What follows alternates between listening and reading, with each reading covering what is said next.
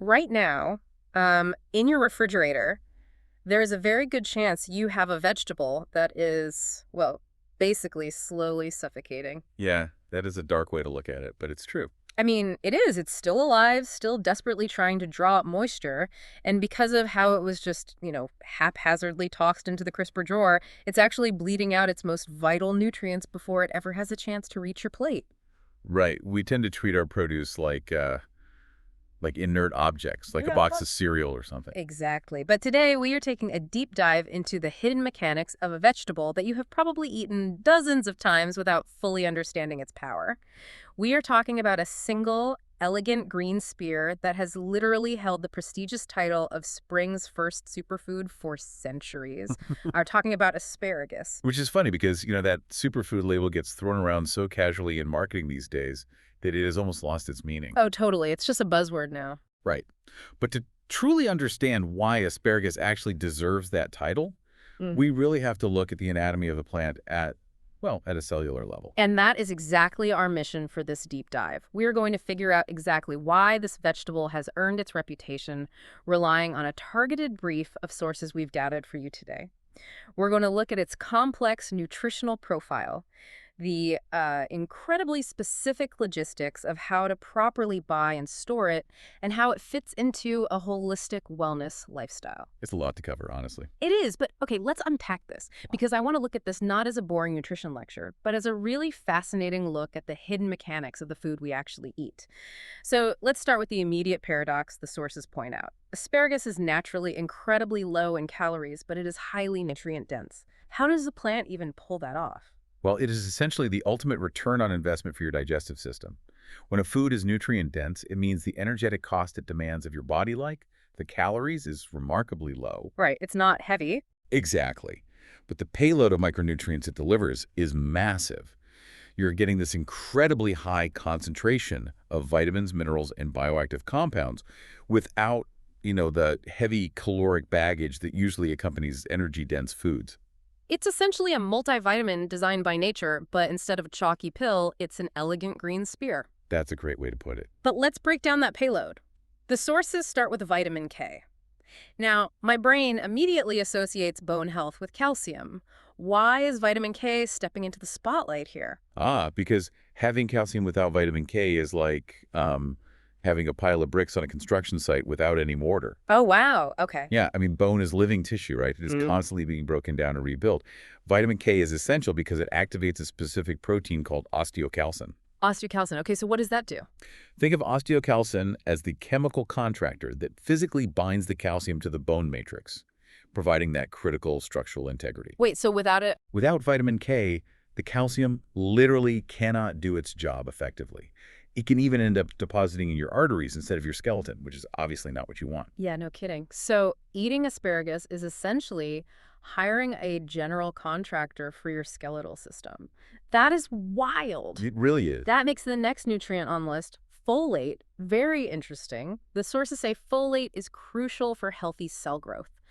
But, I usually only hear about folate or folic acid in the context of prenatal vitamins. Which makes perfect sense, right? Because a developing fetus is undergoing a period of just massive, rapid cell division.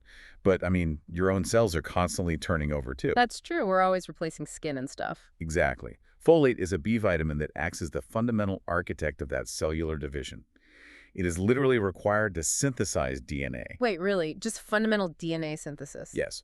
Whenever a cell divides, whether it is replacing a skin cell, regenerating the lining of your gut, or creating a new red blood cell, folate is the chemical blueprint ensuring that the genetic code is copied correctly. So it's basically preventing typos in our DNA every single day. Precisely. Okay, and then there is vitamin C.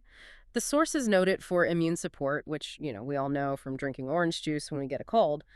But it also mentions collagen synthesis. Are we talking about skincare here? Skincare? Yes, absolutely. Yeah. But also joint health, blood vessels, and muscle tissue. Oh, so much more than just wrinkles. Oh, yeah. Collagen is the most abundant protein in your body. It is essentially a microscopic three-stranded rope that holds you together. A rope. Yeah, and vitamin C provides the electrons needed by the enzymes that twist those protein strands into a strong, stable rope.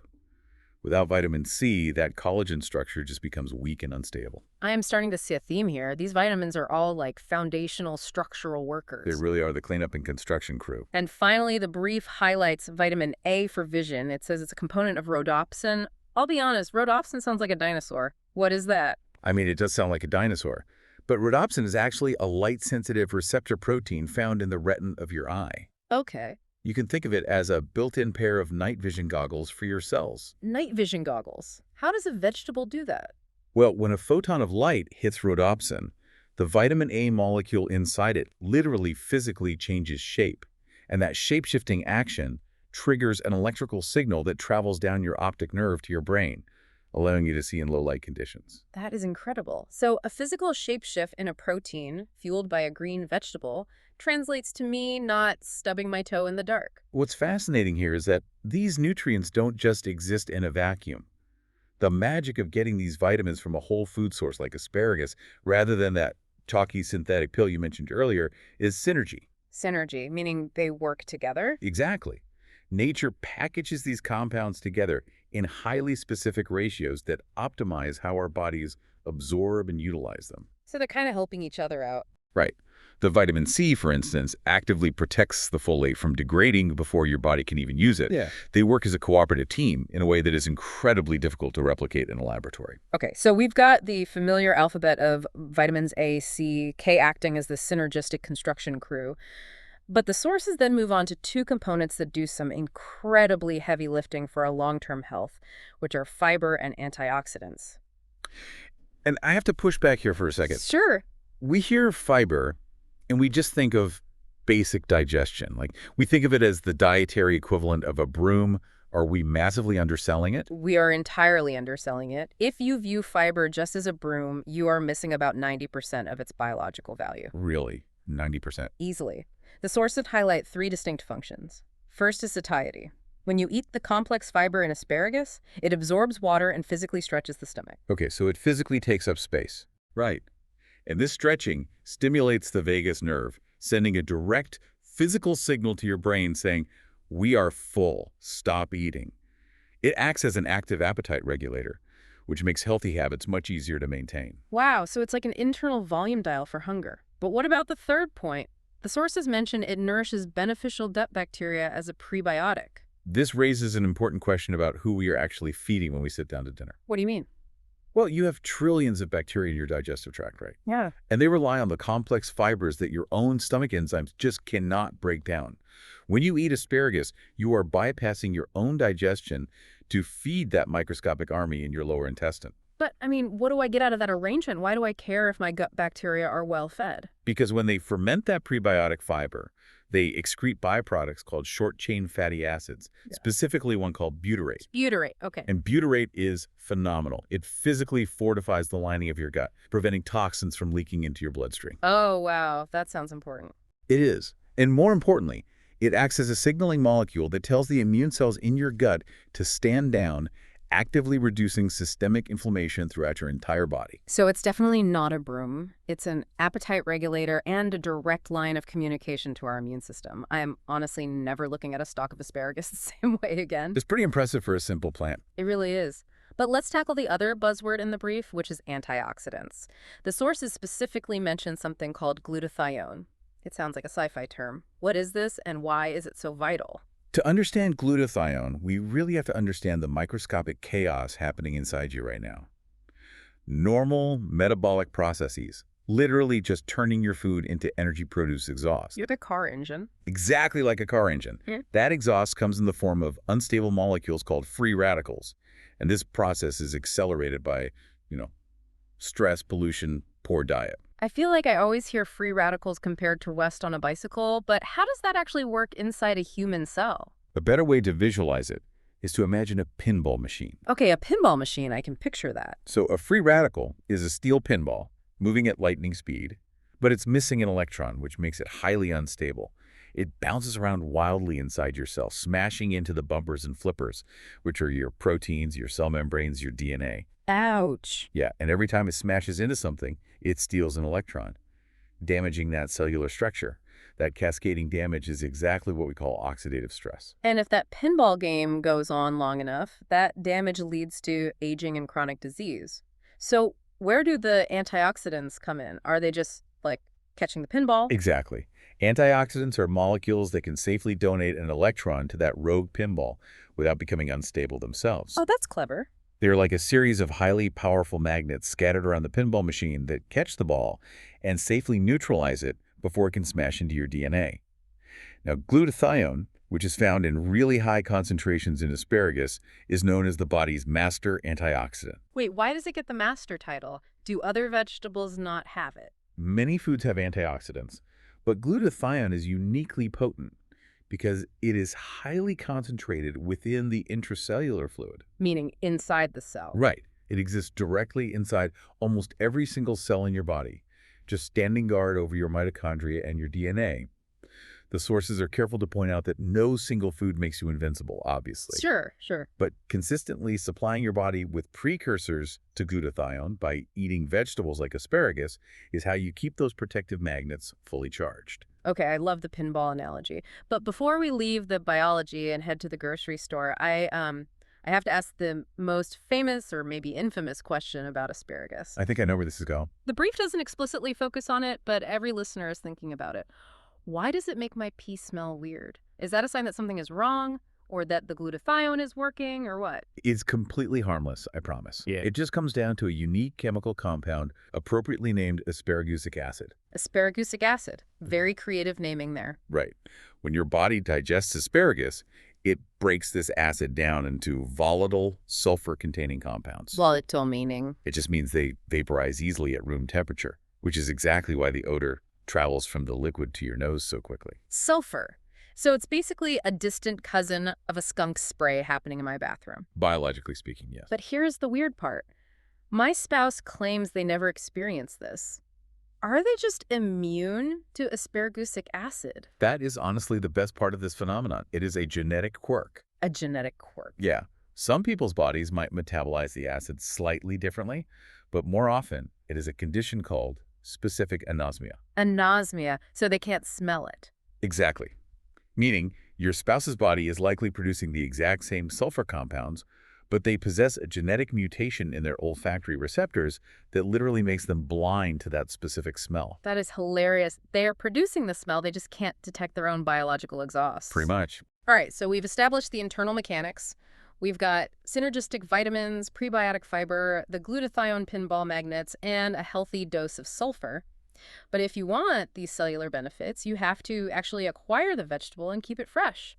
And the sources get surprisingly strict about the logistics of the grocery store and the fridge. They do, because all those beautiful nutrients begin to rapidly degrade the moment the plant is severed from its root system. The sources say to look for firm, bright green stalks with tightly closed tips.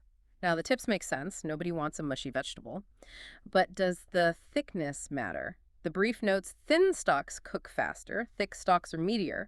Am I sacrificing nutrients if I buy the thick ones? No, not at all. It is purely a culinary preference determined by the age of the plant's root system, which is called the crown. So age determines the thickness. Right. Younger crowns push up thin stalks, older crowns push up thick ones. The true indicator of nutrient density is exactly what you mentioned, the tightly closed tip. The tip is the apical meristem. It is where the active cellular growth happens. So if it's open? When those tips start to fan out, open up, or soften, it means the plant is severely dehydrated and the cellular structure is breaking down. Okay, so we navigate the produce aisle and secure our tight-tipped asparagus. We get home, and this is the part that blew my mind in the brief. For storage, it says to wrap the ends in a damp paper towel. Or stand them upright in a little water in the refrigerator. Wait, so we're supposed to treat our asparagus like a bouquet of cut flowers? Here's where it gets really interesting. It is precisely like a bouquet of cut flowers, and for the exact same biological reason. Asparagus is a stem.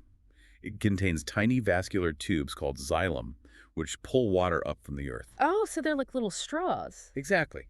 When you cut it, those tubes are still open, and the plant is still trying to drink. If you just toss it into the crisper drawer, the dry, cold air of the refrigerator acts like a slow dehydrator.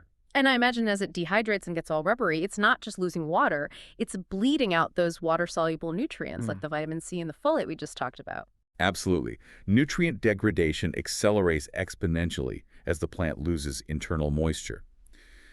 By standing them upright in just an inch of water, the xylem continues to pull that moisture up. So it stays alive longer. The cells stay plump, the texture remains crisp, and you preserve the peak nutrient density for days longer. It is a tiny structural habit that profoundly impacts what you eventually put into your body. It is treating your food with respect, really, recognizing that it was very recently a living thing. So what does this all mean for a busy Tuesday night? We have our hydrated bouquet in the fridge. How do we integrate this into our lives without spending an hour prepping? Well, it is one of the fastest vegetables to cook. The sources provide a great culinary roadmap. Roasting or grilling at high heat induces the Maillard reaction. It caramelizes the natural sugars, bringing out a deep, nutty flavor. Oh, roasted asparagus is the best. Or you can steam it quickly to keep it bright and grassy. And I noticed a specific tip in the brief. It suggests finishing it with a squeeze of fresh lemon juice instead of, a heavy sauce. Now, is that just to add a zesty flavor profile? Or is there a biochemical reason for the lemon? There is actually brilliant biochemistry happening there. Vegetables contain non-Hum iron, which is notorious for being really difficult for the human digestive tract to absorb compared to the iron in meat. Right. Plant iron is harder to get. Yes. However, the ascorbic acid, the vitamin C in that squeeze of lemon juice, chemically alters the non-Hum iron. It literally adds an electron to it, converting it into a form that easily passes through your intestinal wall. Wow. So that lemon juice is a culinary win for flavor and a massive nutritional win for absorption. I absolutely love when culinary tradition and cellular biology line up perfectly like that, but a plate of asparagus won't get you through the afternoon. The sources emphasize pairing it with whole grains, beans, fish, chicken, tofu, and healthy fats.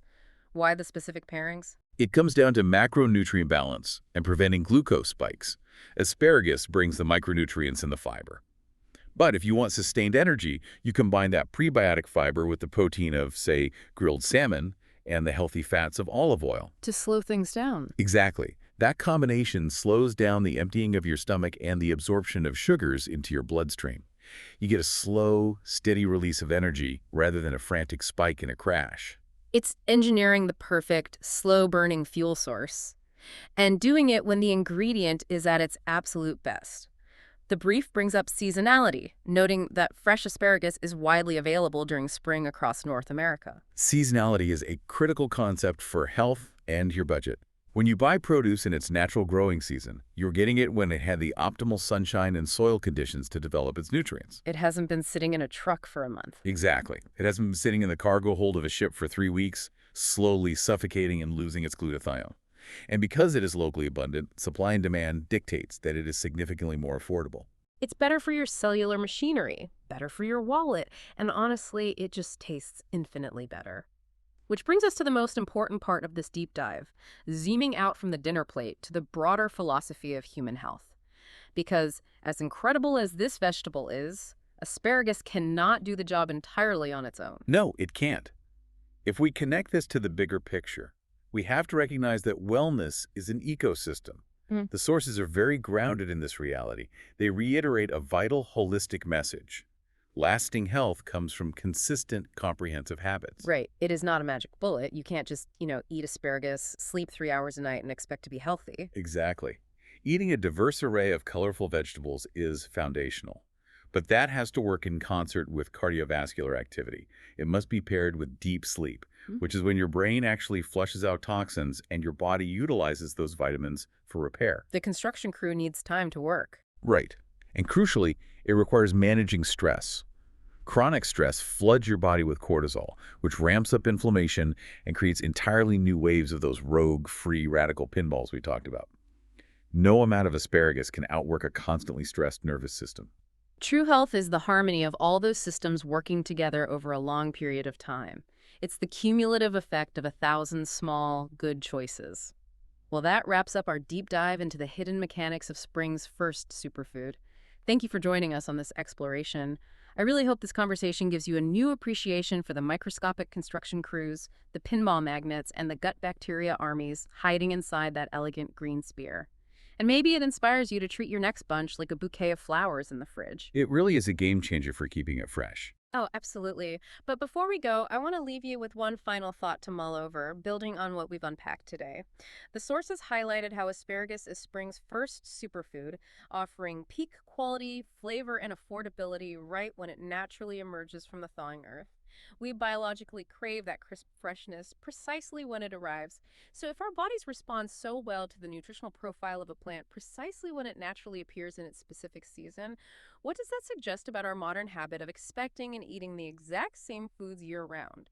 Is true nutritional optimization tied just as much to the calendar as it is to the calorie? Something to think about the next time you are walking through the produce aisle.